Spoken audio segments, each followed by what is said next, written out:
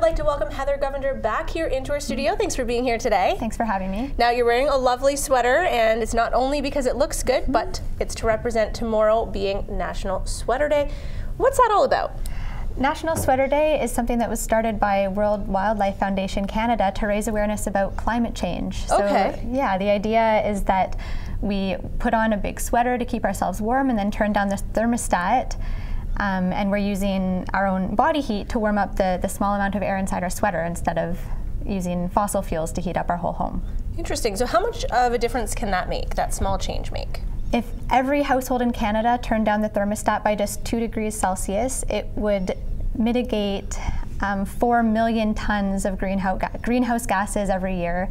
And even just in Halton, if we all do it, it would mitigate 60,000 tons per year. So it might feel like this small action and it's super easy to do, but if everybody does it and we're all working towards this common goal, it can still make a really big difference. So tomorrow everyone should turn their temperature down by 2 degrees, wear a sweater to keep warm. What about those who are concerned about the energy it takes to heat the house back up?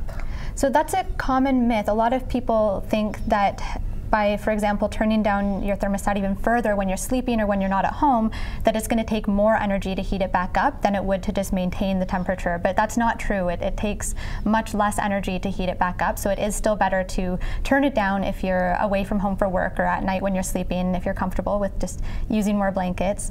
And so people could do that on a daily basis? For sure, yeah. And then if you're going away, you could turn it down even further. Just make sure you don't go below about 12 degrees to make sure that your pipes don't freeze. Okay, so for those vacations. Yeah, for even sure. Nicer for those who have timers on their heaters, right? Yeah. What about water heaters?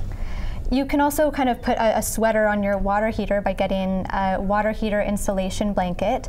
That's only for if you don't already have an insulated water heater. Some of them, the newer ones especially, come very well insulated, and it can even be harmful to put it on. So to find out if you need this, you can try just touching your water heater. If it's warm to the touch, that means you're losing heat and would benefit from an insulation blanket, and you can save a lot of money and energy.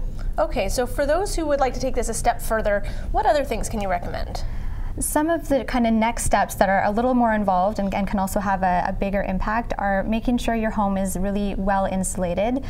Sometimes a good place to start is the attic because it's pretty easy to put extra insulation in the attic, and especially in some of the older homes, they don't already have good insulation, and heat rises, so we lose a lot of heat through the attic.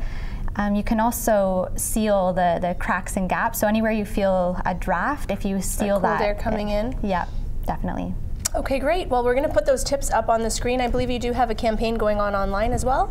Yeah, we're posting about this on our social media. So if you'd like to learn about this or maybe share pictures of yourself and your friends, family, coworkers wearing your sweaters tomorrow just to raise awareness, share them on our page and check it out for some more tips, energy-saving tips. Great. Okay, thanks so much for coming in here today. Thank you. Tips are up on the screen, and we thank you so much for sharing those with us and look forward to seeing you again next week. Thank you.